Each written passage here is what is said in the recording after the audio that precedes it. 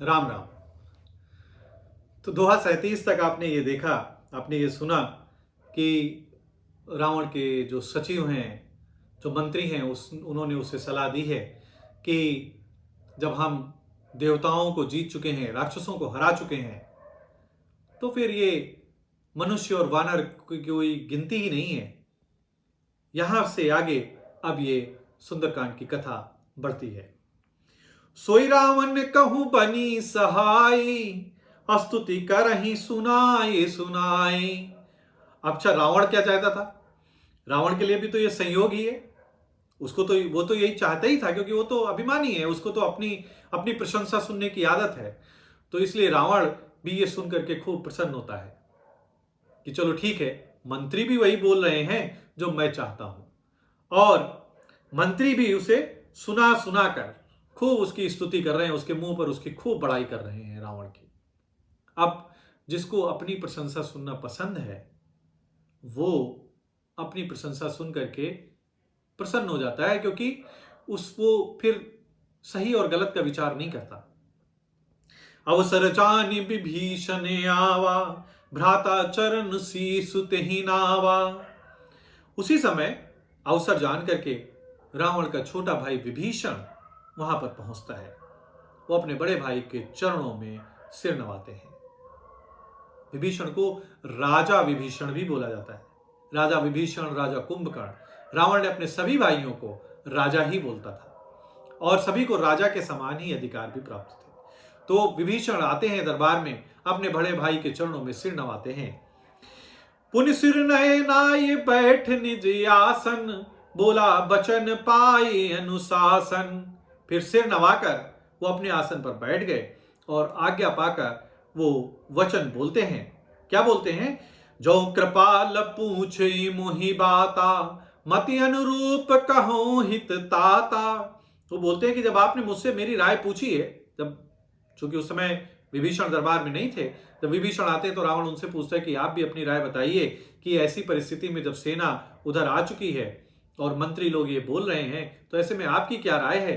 तो विभीषण पूछते हैं कि जब आपने मेरी राय पूछी ही है, तो मैं अपनी बुद्धि के अनुसार आपके हित की बात आपसे कहता हूं, उसे आप सुनिए। क्या है वो हित की बात? जो आपन चाहे कल्याणा, सुजस सुमति शुभ गति सुख नाना। अर्थात जो मनुष्य अपना कल्याण, सुंदर यश, सुबुद्धि और शुभ गति एवं नाना प्रकार के सुख चाहता हो, वो उसे क्या करना चाहिए? सो पर नार लीलार गुसाई, तजौ चौथ की चंद की नाई। उसे पर स्त्री के ललाट को चौथ के चंद्रमा की तरह त्याग देना चाहिए। जिस प्रकार से लोग चौथ के चंद्रमा को नहीं देखते, उसी प्रकार पर स्त्री का मुख नहीं देखना चाहिए। इसी में कल्याण है, इसी में सुंदर यश, सुबुद्धि और शुभ गति एवं नाना प्रकार के सुख निहित हैं। आगे क्या बोलते हैं विभीषण? 14 भुवन एक पति होई, भूत द्रोह तिष्ठै नहीं सोई। वो बोलते हैं कि ये 14 भुवनों का एक ही स्वामी हो।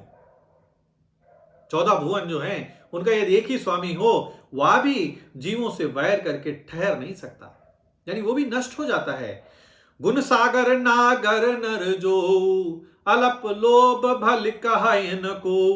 यानी जो मनुष्य गुणों का समुद्र हो, चतुर हो, अगर उसे थोड़ा सा भी लोभ क्यों ना हो, तो भी कोई उसका भला नहीं कर सकता। यानी आप कितने भी समृद्ध हैं, आप कितने भी चतुर हैं, आप गुणों का समुद्र हैं, लेकिन यदि आपके अंदर थोड़ा सा भी लोभ है, और लोभ किसी भी प्रकार का हो सकता है, लोभ धन का हो सकता है, लोभ यश का हो सकता है, लोभ कीर्ति का हो सकता है, लोभ पर स्त्री का हो सकता है, किसी भी प्रकार का लोभ हो सकता है। यदि आपके अंदर वो जरा सा भी लोभ है, तो फिर आपका कल्याण नहीं हो सकता, आपका भला नहीं हो सकता। और इसको आप इस दोहे के माध्यम से और अच्छी तरीके से समझ सकते हैं। काम क्रोध मद लोभ सब, नाथ नरक के पंथ, सब परिहरि रघुबीर ही, भजौ भजहि जहि संत। हे नाथ, काम, क्रोध, मद और लोभ, ये सभी नरक के रास्ते हैं।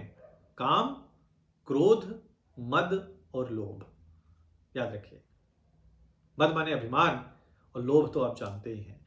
काम, क्रोध और मद, लोभ ये सब नरक के रास्ते हैं। इन सब को छोड़ करके श्री रामचंद्र जी को भजिए, जिन्हें संत भी भजते हैं, यानी जिन्हें ऋषि मुनि भी हर समय याद करते रहते हैं, भजते रहते हैं।